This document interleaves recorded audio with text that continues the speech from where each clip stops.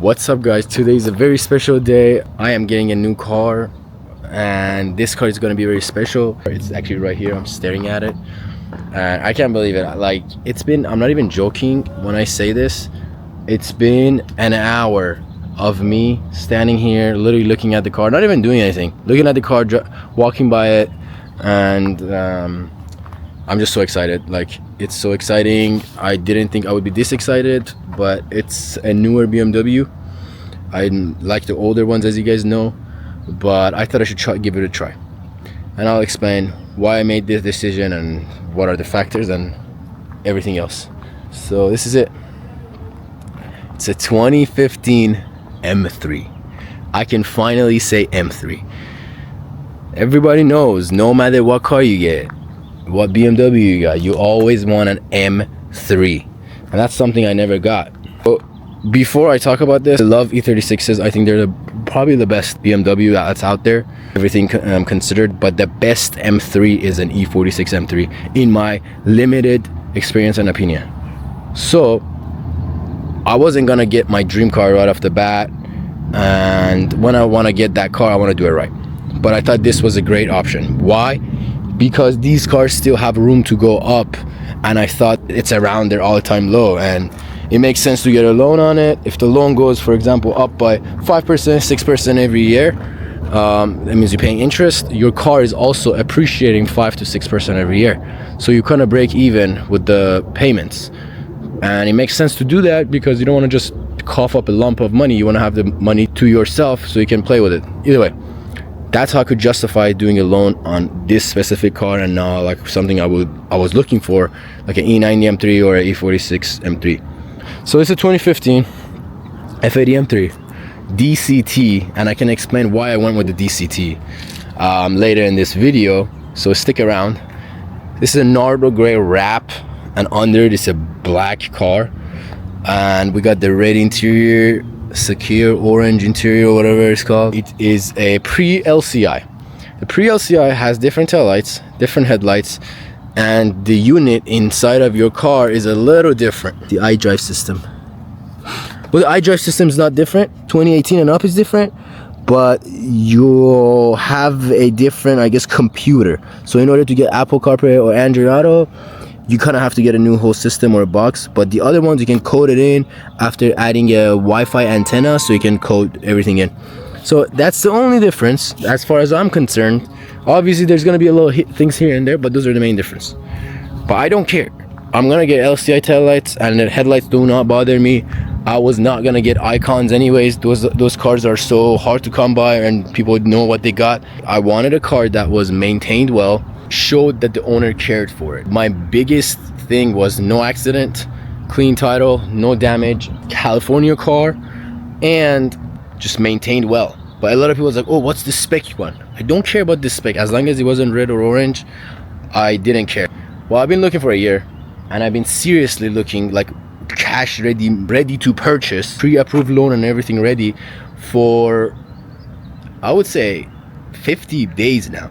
So I've been seriously looking in the market, every single car that comes anywhere in California and Arizona a little bit, which I couldn't get it, but that would help me gauge a feel for the market. But yeah, I think I got a decent deal. This car has almost 80,000 miles on it. I bought it from the third owner.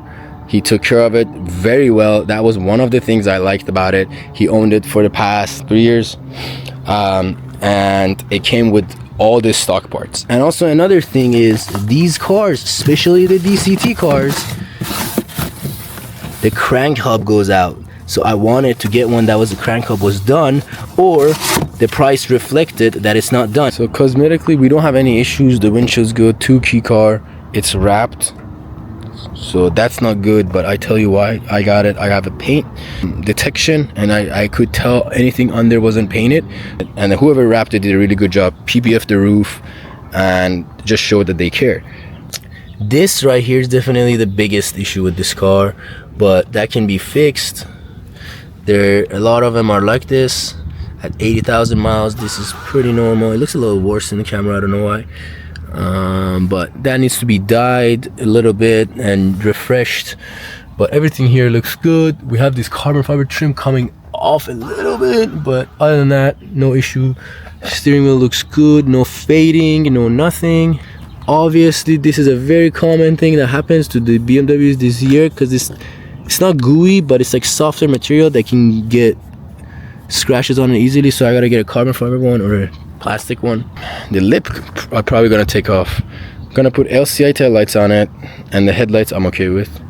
And yeah, this car has a bunch of mods on it. $12,000 worth of modification without labor. We have heads-up display. Don't have the extended leather package, and it's a DCT.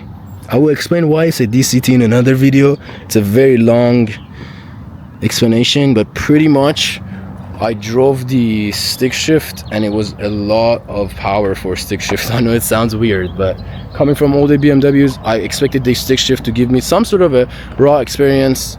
To some extent, obviously, I'm not expecting a freaking F80 feel like a fucking E24. A stick shift will not give me the rawest experience, and the raw spec room, it's not gonna be here. It's like in the middle.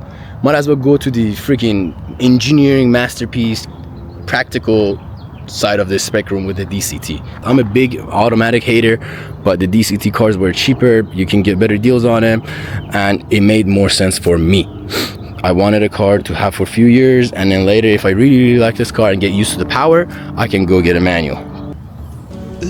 Definitely needs detail here, so I'm gonna read the ad. Garage kept, everything was done with Studio RSR in SoCal. That's one of the huge plus on this car. Crank up was done, backboard gasket was done, oil filter housing gasket was done, oil pan gasket was done, spark plugs, brake pads, brake rotors, brake flush, brake fluid, timing chain guide rail, timing chain, tensioner guide, timing chain guides, front lower control arms, alignment, carbon fiber lip, VRSF air intakes, VRSF J-pipe, VRSF charge pipe, VRSF top mount intercooler, coolant flushed. You need to get that, apparently it cracks. So that's what I'm saying. Like, I don't like someone putting aftermarket parts on a car that I want to buy, but it cracks. You're gonna spend money on it, $480. Just buy one that got it. VRSF top mount intercooler, downpipe, I said that, CSF heat exchanger, and we got a tune on it on 91. Everything was done by the last owner that I just bought it from, so that's nice. He barely drove it, so it wasn't like beat on or anything. So another thing is we don't have adaptive suspension, and that's a nice thing, because when you put coilovers on there, if you have adaptive suspension, you have to get a bunch of other stuff to bypass the things, and it's just cheaper coilovers also for the non-adaptive suspension, and I don't care for adaptive suspension personally. So it's perfect. You just gotta make sure you're not paying extra for the things you don't care about. So crank hub was the main thing, and also I realized, coming from the older BMWs, these newer BMWs, especially the M3s, the parts for them are expensive. It's not just as cheap as like E46 parts.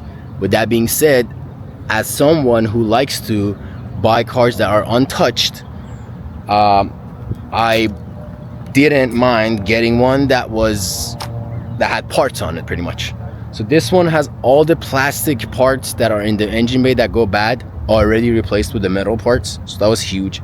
This car has almost $12,000 off-the-shelf parts, not counting labor and everything on it, so that was huge. Like, the brakes for these cars are expensive. This one already has the new rotors, like everything OEM done at a Studio RSR. If you know, you know. If you're in SoCal, you know them. So that was a huge plus. Maintenance is key for me. I did not care about no spec. A lot of people say, what is the spec that you're looking for? My spec is maintained spec. That's what I care about. But like I said, later on I realized I don't want a tan interior. I kind of care for their carbon fiber roof. I mean, you're getting an M3, and I realized the red interior is pretty bitching, so if I can get that, that'll be cool. Black is cool too, you can't miss. Based on right now, when I'm recording this, May 6th, there's been a lot of people selling these cars and telling me that the buyers are wasting their time and no one's offering anything good for it.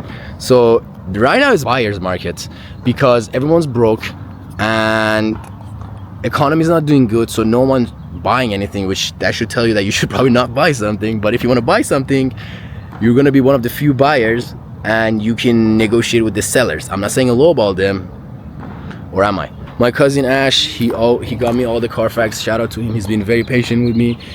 I made it hell for him, because I asked so many times for him to run the Carfax, and his opinion, and everybody, Zach, all the homies, like, I'm like, hey, what do you think? Like, the people who have a little bit more experience with these cars, Shavam and them. So definitely it's not something that you should just jump into. You want to do a lot of research, and obviously being involved in BMWs, I kind of knew a lot about these cars, and I did my fair share of research, obviously. But another thing you need to understand is that most of these cars are tuned so much. How much more power do you need for the street? Like, I'm not lame, but that's way too much power. It was hard finding one that was untouched to some extent or not tuned to the moon. And if it wasn't, it was either salvaged title, accident on it, or it was just so expensive. Like, it was hard finding one for the under 100K for like a good middle ground where it's not so nice to the point that I can't drive it. It's a car that I can drive and enjoy and not worry about putting miles on it. So this one has almost 80,000 miles, like I said, and I got this for 37.5, and I got a loan and I bought it from third party. Enough of yapping, huh? Just want to tell you all the information I learned, because I know people can use this information. But yeah, these cars are expensive, parts are expensive, so it's okay if you buy a car that has a little bit of parts on it. It's okay, you'll save money, because you're gonna do that shit anyways. I'm gonna go home and order all those parts anyways. Might as well buy it from someone who modified it the way I would modify it, and it wasn't just modified a lot to the point that it's just beat on. So yeah, I'm extremely happy, I'm extremely grateful. I feel so blessed to be able to afford the car like this, because I'm still paying payments on it. But it was my first car paying payments on it, and I will make another video regarding everything I owned regarding loans, and I'll make another video about everything I learned about the F80 market and all the specs. Let's go for a drive. What the fuck? I'm gonna go for a drive, and I'm gonna go take pictures of it when the sun sets. Let me switch cameras. This is a few days later, and I'm gonna take some pictures. I'm recording another video, but I wanted to show you guys a little bit more of a point of view of driving and hear some sounds.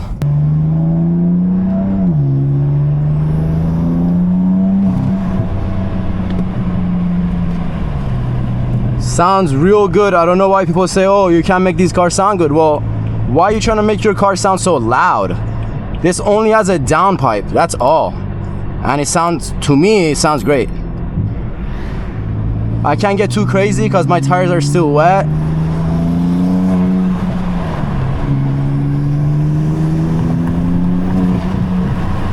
And this car has way too much power for my comfort. So I'm not used to high power cars. Again, I come from E46s and older cars.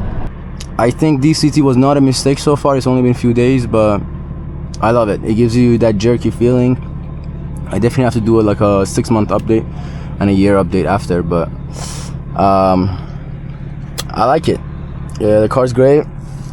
Feels great, everything's good. So this is electronic steering, and you can control that here, how stiff you want it.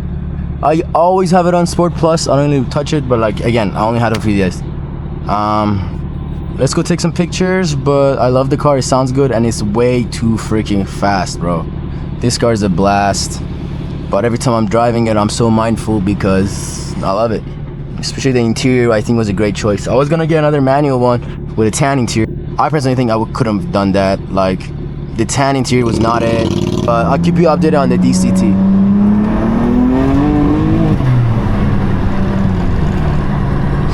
So fast, man. This car needs to be respected. You can't just get in a car like this because you were able to, I guess, afford it or something, or buy it and just go crazy with it. No, you have to respect it. Like, I take my E36 to a track all the time, but this is a whole different beast, you know. I think it has like 600 horsepower or something, and you can actually see it here if you go menu, vehicle info, I think, and sport displays. So it's tuned, and it says 640. I personally don't think it's 640. I googled it, and it says the boot mod stage 2 is 600, but who knows. Sport Plus.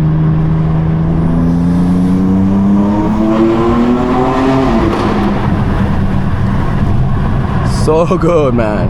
Who says these cars don't sound good? You're just making it too loud. That's all I need, man. That's all I need. Especially loud cars is so hard to like get on it because you're just making yourself look sus. Everyone like knows, the 2 blocks down know who's speeding. They can hear your car. just as much as I can hear it when I get on it. That's all I need, especially with the turbo noises. If the exhaust is too loud, you can't even hear the turbo noise. So that's it. All right, I'm gonna go find a place to shoot and then take some photos.